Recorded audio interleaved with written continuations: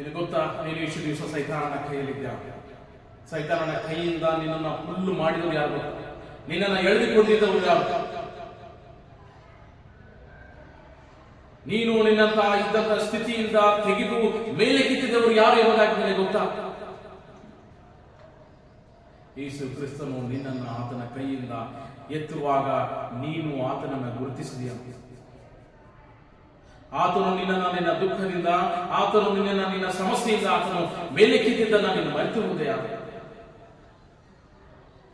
ದೇವರು ಆತನು ನಿನ್ನ ಜೀವಿತದಲ್ಲಿ, ನಿನ್ನ ಕುಟುಂಬದ ಜೀವಿತದಲ್ಲಿ ಆತನು ಮಾಡಿದ ಉಪಕಾರಗಳನ್ನೆಲ್ಲ ನೀನು ಮರೆತು ಹೋಗಿದೆಯಾ?